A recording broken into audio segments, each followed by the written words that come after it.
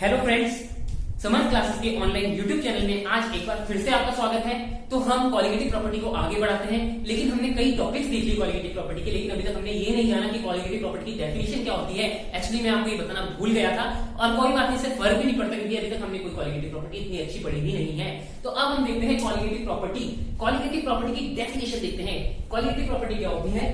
Properties which depend only on the number of particles present in solution and not on characteristics of particle is called qualitative property। क्या मतलब हुआ इसका? वो property जो केवल number of particles पे depend करे जो कि सॉल्यूशन में प्रेजेंट है, ना कि उनकी कैरेक्टरिस्टिक्स पे। काला है, लाल है, पीला है, कैसा भी कलर हो, कितना ही बड़ा मॉलिक्यूल हो, कुछ भी हो, आपको किससे मतलब है? केवल नंबर पे। क्या उसका वेट है, क्या उसकी विथस्टैंडिंग है, कितना सॉल्युबिलिटी है, क्या है, हमें इससे कुछ फर्क नहीं पड़ना चाहिए। ऐसी प्रॉपर्टीज जिनको इन चीजों से फर्क ना पड़े, केवल किससे फर्क पड़े? केवल और केवल आपके नंबर से फर्क पड़े, कितने पार्टिकल्स हैं आपके सॉल्यूशन पे। उन प्रॉपर्टीज को हम क्या बोलते हैं? क्वालिटेटिव प्रॉपर्टी बोलते हैं। तो हमारे सिलेबस में सॉल्यूशन में यहाँ पे चार क्वालिटेटिव प्रॉपर्टी है जो सॉल्यूशन की हम पढ़ने वाले हैं हमारे सिलेबस में। वो है यहाँ पे लिखी हुई है osmotic pressure, relative lowering in vapour pressure, elevation in boiling point, depression in freezing point. यहाँ पे मैंने शॉर्ट फॉर्म लिखी हुई है याद रखने के लिए। सब में लास्ट में पी कांस्टेंट है, याद रखने के लिए बहुत ही easy. OP, VP, BP and FP. OP, VP, BP and FP किसी भी सीक्वेंस में आ जाती है, कोई प्रॉब्लम नहीं है, बस याद रखने चाहिए। यहाँ तक का पार्ट बोर्ड में 2 या 3 मार्क्स के क्वेश्चन में आपको सीधा सीधा पूछा जा सकता है कि बताइए भाई क्वालिटेटिव प्रॉपर्टी क्या होता है, और आपके सिलेबस की 4 क्वालिटेटिव प्रॉपर्टीज बताइए जो आपने पढ़ी हैं। तो यहाँ पे आपको क्वालिटेटिव प्रॉपर्टी की एक बार और मैं डेफिनेशन बता देता हूँ। क्या होता है क्वालिटेटिव प्रॉपर्टी? वो प्रॉपर्टी जो केवल नंबर पे डिपेंड करे पार्टिकल्स की, जो कि आपके सॉल्यूशन में प्रेजेंट है, ना कि उनकी कैरेक्टरिस्टिक्स पे। उन प्रॉपर्टीज को हम बोलते हैं क्वालिटेटिव प्रॉपर्टीज। और 4 क्वालिटेटिव प्रॉपर्टी क्या मतलब? ओपी मतलब osmotic pressure, VP relative lowering in vapour pressure, BP elevation in boiling point and FP depression in freezing point. तो ये 4 आपकी क्वालिटेटिव प्रॉपर्टी हो गई, OP, VP, BP and FP. यहां तक अगर आपने यहां तक अच्छे से पढ़ लिया है तो आपका पक्का 3 मार्क्स का क्वेश्चन यहाँ पे सॉल्व हो चुका है। यहाँ पे इसको अच्छे से लिख लीजिए, याद कर लीजिए, बोर्ड पॉइंट ऑफ व्यू से काफी इंपॉर्टेंट है और इन पे एक ना एक क्वेश्चन तो आता ही है। तो चलिए अब हम चलते हैं अपने आगे वेट हॉफ फैक्टर की तरफ। ये वेट ऑफ फैक्टर आपके इन 4 क्वालिटेटिव प्रॉपर्टी में काम आने वाला है। तो हम अब इसके ऊपर चलते हैं। ये नया अलग से एक छोटा सा टॉपिक है जो आज हम कवर कर रहे हैं। वेट ऑफ फैक्टर होता क्या है? वेट ऑफ फैक्टर एक्चुअली वही आपका थ्योरेटिकल और प्रैक्टिकल वाली चीज का डिफरेंस है जो यहाँ पे एक हम वेट ऑफ फैक्टर के नाम से पढ़ रहे हैं। तो आई से रिप्रेजेंट करते हैं हम वेट ऑफ फैक्टर को। वेट ऑफ फैक्टर का अगर आप यहाँ पे फॉर्मूला देखें तो क्या है?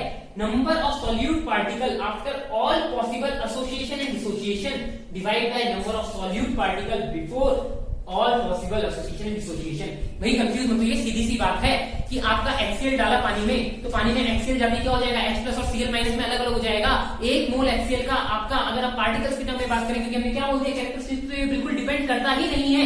H प्लस और Cl माइनस उसको उसने नंबर से मतलब है। आपने डाला था 1 मोल HCl, लेकिन H प्लस का 1 मोल बन गया, Cl माइनस का 1 मोल बन गया, टोटल पार्टिकल के मोल कितने हो गए? 2 हो गए। तो ये वही चीज बताता है कि अगर आप थ्योरेटिकली देखें तो 1 मोल था, लेकिन डिसॉल्व होने के बाद जब वो सेपरेट हुआ, डिसोसिएशन हुआ, यहाँ पे एसोसिएशन नहीं हुआ, HCl क्या हुआ? टूट गया H प्लस और Cl माइनस में, तो उसके क्या हो गए होंगे? मोल्स इंक्रीज हो गए होंगे। हम केवल एक पर्टिकुलर चीज की बात नहीं कर रहे, पूरे टोटल नंबर ऑफ पार्टिकल्स की बात कर रहे हैं। टोटल नंबर ऑफ पार्टिकल्स के मोल्स क्या हो गए होंगे? इंक्रीज हो गए होंगे। क्यों? HCl किस में टूट गया? H प्लस और Cl माइनस में। अगर H2SO4 की बात करें तो इसमें टूट गया होगा 2H प्लस और SO4 माइनस में। तो यहाँ पे वही चीज हम देख रहे हैं, आई क्या निकल के आता है? क्या हुआ? Number of solute particle after all association and dissociation हो सकता है आपका कम हो जाए, कम होने का केस भी हो सकता है। और क्या हो? Number of divide by number of solute particle before association and dissociation. तो आपको सिंपली क्या बोला है? आप जब उसको मिला ले, अगर कोई भी एसोसिएशन डिसोसिएशन पॉसिबल है तो उसके बाद कितने टोटल होते हैं डिवाइड बाय जो आपने डाला है एक्चुअल में कितना है before all possible association dissociation. Simple सी बात है, कोई डेफिनेशन नहीं है, इसकी इतनी टेंशन लेने वाली बात नहीं है। अगर आप इसको दूसरे टर्म्स में बोले, डेफिनेशन आ भी जाती है, तो लिखने के लिए observe qualitative property divide by calculative qualitative property. जो मैंने आपको बोला थ्योरेटिकल प्रैक्टिकल वाली बात आ गई। यहाँ पे क्या हुआ?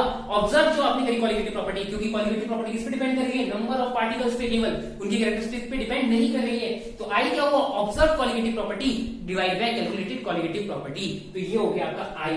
तो चलो अब इस पे भी स्टेट क्वेश्चन कर लेते हैं कि आखिर आई कैलकुलेट कैसे होता है, ताकि आपका ये बिल्कुल और अच्छे से क्लियर हो जाए। लेकिन उससे पहले मैं आपको एक एग्जांपल देना चाहूंगा ताकि आप समझ सके कि आई है क्या।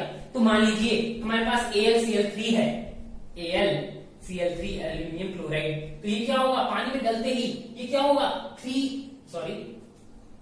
Al3+ में जाएगा और 3Cl- यहाँ पे निकाल देगा।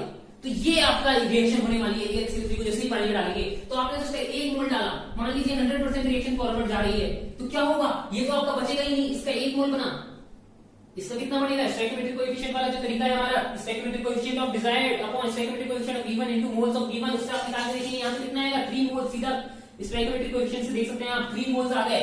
तो हम क्या पाएंगे कि एक्चुअल में जो हमारे हैं 4 मोल्स पार्टिकल्स हैं, ना कि 1 मोल। तो यहाँ पे अगर आप क्वांटम फैक्टर निकालेंगे तो इसका आएगा 4/1, तो ये आ गया 4। तो यही चीज हमने यहाँ पे लिखी है, number of solute particle after all association and dissociation divide by before all association and dissociation. तो यहाँ पे आफ्टर यहाँ पे क्या हुआ, डिसोसिएशन हुआ, डिसोसिएशन के बाद आपके पास आए 4 मोल, पहले कितना है 1, तो यही आपका क्वांटम फैक्टर आ गया। यहाँ पे कितना आया 1 आया। इसकी कोई यूनिट होगी बिल्कुल नहीं, ऊपर भी नंबर नीचे भी नंबर, अगर कोई नंबर की यूनिट होती तो पड़ जाता, नंबर की यूनिट ही नहीं है तो यूनिट की टेंशन ही नहीं करनी, क्या होगा, कोई यूनिट नहीं, खत्म बात। तो आई आपका यहां से आया 4। तो अब इस पे एक अच्छा क्वेश्चन कर लेते हैं हम, ताकि आपको ये इजीली समझ आ जाए और अच्छे से समझ आ जाए। मैं इसको रब कर देता हूं ताकि हमें स्पेस मिल जाए थोड़ी क्वेश्चन सॉल्व करने के लिए। अगर नहीं नोट किया था तो पीछे वीडियो को करके आप नोट कर सकते हैं, पॉज करके वीडियो को नोट कर सकते हैं। तो चलो क्या करना है, हमें कैलकुलेट आई कैलकुलेट करना है हमें यहाँ पे। तो भाई अब हमें क्या देखा है, मैं क्वेश्चन आपको समझा देता हूँ। पहले आपको यहाँ पे ये एक NH4 वोल्टवाइज C2O4 दे रखा है, अमोनियम ऑक्सीलेट बोलते हैं इसे, अमोनियम ऑक्सीलेट दे रखा है जो कि आपका अमोनियम आयन और ऑक्सीलेट आयन में टूट गया है। तो यहाँ पे आपको इसका टूटने का अल्फा भी दे रखा है कि अल्फा क्या होता है, डिग्री ऑफ डिसोसिएशन यहाँ पे है। तो ये आपकी टूट रहा है, कितना है 0.9। यहाँ पे क्या है, अमोनियम आयन का क्या हो रहा है, हाइड्रोलिसिस होता है। डिग्री ऑफ हाइड्रोलिसिस कितनी रखी है 0.15। तो आपको दोनों तरीके आपको क्या पूछा है, आई कैलकुलेट कीजिए। तो भाई अब देखते हैं आई कैसे कैलकुलेट करते हैं हम। अब हमें कुछ ना कुछ कोई इसकी क्वांटिटी नहीं दे रखी है, ना इसकी क्वांटिटी दे रखी है, लेकिन ये होगा ही नहीं, इनिशियली ये ही होगा हमारे पास। हमें ये भी गिवन है कि हमें केवल अमोनियम ऑक्सीलेट गिवन है इनिशियली, यहाँ पे लिखना भूल गया हूँ तो देख लीजिए, मैं दोबारा बताता हूँ, केवल अमोनियम ऑक्सीलेट आपके पास इनिशियली प्रेजेंट है और आपको दोनों की डिग्री ऑफ डिसोसिएशन और डिग्री ऑफ हाइड्रोलिसिस दे रखा है। अब आपको कैलकुलेट करना है आई, दोनों रिएक्शन का कंबाइंड आई हम निकालने वाले हैं। सिंगल रिएक्शन का हमने AlCl3 के माध्यम से देख लिया है। तो चलो अब दोनों का कैलकुलेट करते हैं। यहाँ पे हमें क्वांटिटी नहीं गिवन है तो कुछ ना कुछ तो मानना ही पड़ेगा। क्या माने, n मानेंगे।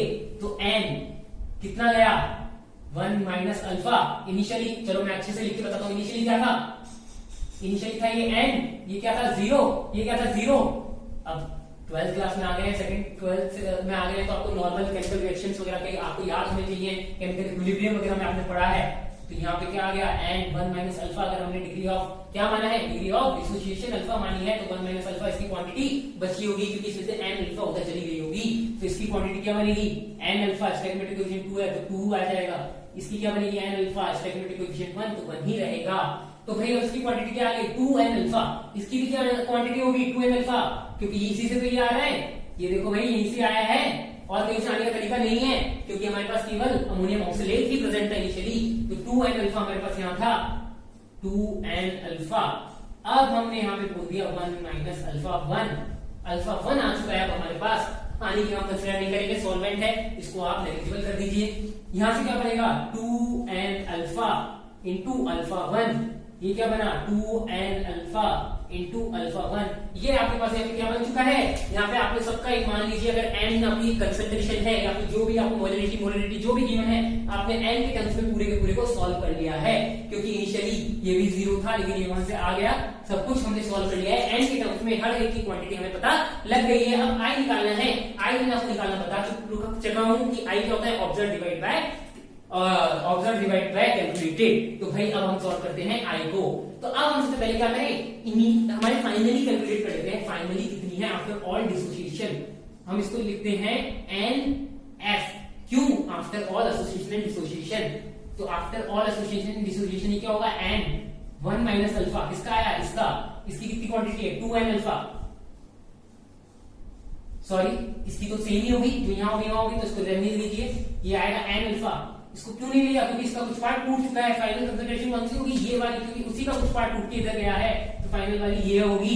तो इसको हम क्या लिखेंगे 2n alpha into 1 minus alpha 1 plus 2n alpha 1, alpha into alpha 1, 2 sorry यहाँ पे 2 नहीं आएगा 1 ही आएगा, क्योंकि स्टोइकोमेट्रिक कोएफिशिएंट से देखिए गलती से लिखा हुआ आ गया, तो ये क्या आएगा n alpha into alpha 1 plus यहाँ पे भी 1 ही आएगा। ओहो सॉरी गलत हो गया, पूरा गलत हो गया है, 2 सही था वो, यहाँ पे 2 था इसलिए आया, मुझे लगा मैंने स्टोइकोमेट्रिक कोएफिशिएंट की जैसे 2 लगा दिया है, सॉरी मेरी मिस्टेक है।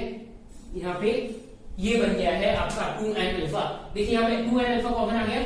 यहाँ पे एक बार दोबारा देख लीजिए, मेरी मिस्टेक की वजह से आप कंफ्यूज ना हुई है, तो देखते हैं क्या था n अल्फा 1 माइनस अल्फा, क्योंकि क्या होगा n अल्फा आपका प्रोड्यूस हो गया, उधर डिसोसिएट हो गया, तो 2n अल्फा ये बन गया स्टोइकोमेट्रिक कोएफिशिएंट की वजह से, और इधर n अल्फा आपका क्या बना, ऑक्सीडेट आयन बना, तो 2n अल्फा जो आपका अमोनियम आयन बना था उसका कुछ पार्ट हाइड्रोलिसिस हो गया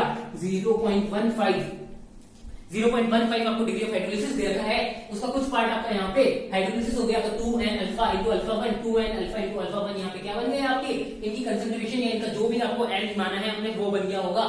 तो अब हम यहाँ पे इसको कैलकुलेट करें, सबका लिख लिया, इसकी फाइनल कंसंट्रेशन क्या हुई n 1 minus alpha, oxidate ion की n अल्फा, अमोनियम की 2n alpha 1 minus alpha, final यही होगी क्योंकि इसका कुछ पार्ट इधर जा चुका है ना कि ये, इसमें मैं क्रॉस लगा देता हूँ ताकि आपको याद रहे कि फाइनल ये है।